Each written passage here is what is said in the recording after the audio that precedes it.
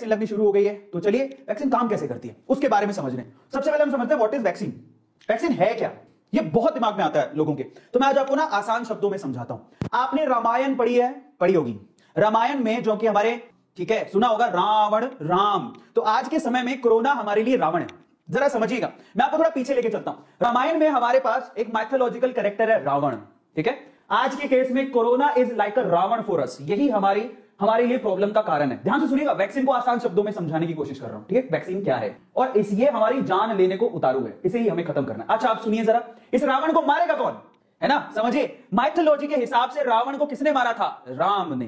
देखिए रावण आसानी से नहीं मर सकता था, उसको वरदान था। आपको पता है कि रावण को वरदान था, 10-10 सिर थे, रावण आसानी से नहीं मर सकता, उसको मारेगा राम। लेकिन राम जी ने रावण को कैसे मारा, जब रावण की कमजोरियां पता लगी, रावण की कमजोरियां बताई विभीषण ने। आप जानते हैं, ध्यान से सुनिएगा, इससे आपको समझ में आएगा कि वैक्सीन काम कैसे करती है। तो ध्यान से सुनिएगा, रावण को मारना था राम जी को रावण की कमजोरियां किसने बताई, विभीषण ने। ये तो आपको सबको पता होगा, मैथोलॉजिकल स्टोरी है, वी ऑल नो। अब मैं आपको बताता हूं कि वैक्सीन क्या है और कोरोना क्या है, राम कौन है, रावण कौन है और विभीषण कौन है, तो समझिए। और इस बात पे ना बहुत सारे मिथ चल रहे हैं। कई लोग क्या सोचते हैं पता है, हाँ वैक्सीन लगा लेंगे तो वैक्सीन ही तो राम हुई। नहीं साहब, वैक्सीन राम नहीं है, वैक्सीन कोरोना को नहीं मारने वाली। तो वैक्सीन करेगी क्या, तो मैं आपको समझाता हूं।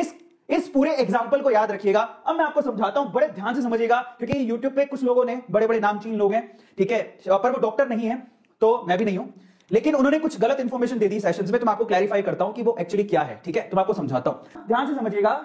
यहां पर रावण है कोरोना, तो राम कौन है, जरा समझिएगा। रावण है कोरोना, ये जो वैक्सीन है ना, ये विभीषण है। ये वैक्सीन बताएगी राम जी को कि रावण को कैसे मारना है। इसका मतलब वैक्सीन खुद नहीं मारने वाली है कोरोना को। मैं आपको इसको डिटेल में समझाऊंगा, चिंता मत करिए। अगर वो कोरोना है तो वैक्सीन विभीषण है, राम नहीं है।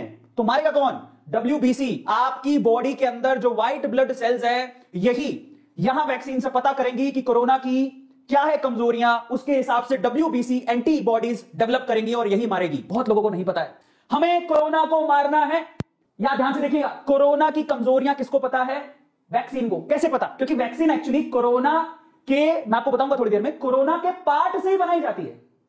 कैसे, आप हैरान रह जाओगे। मतलब अगर किसी का एंटीवायरस बनाना हो तो वो वायरस के पार्ट से ही बनाया जाता है, वायरस के DNA से, वायरस के RNA से। तो कोरोना से ही वो वैक्सीन बन रही है, और वही वैक्सीन एक्चुअली बताएगी आपकी बॉडी में WBC को। WBC आपकी बॉडी के अंदर होती है, और यही एक्चुअली एंटीबॉडीज बनाएगी जो कि कोरोना को मारेगी। जरा समझिए वैक्सीन काम कैसे करती है। आधे लोगों को तो यही नहीं पता, वैक्सीन कोरोना वायरस को नहीं मारेंगी। वैक्सीन कोरोना वायरस की इंफॉर्मेशन लीक करेंगी आपकी बॉडी के अंदर। किसको, WBC को। WBC में मेमोरी होती है, उसके अंदर वो चीजें स्टोर हो जाएंगी। बाद में यही WBC एंटीवायरस या एंटीबॉडीज जनरेट करेंगी जो कि कोरोना वायरस को मारेंगी।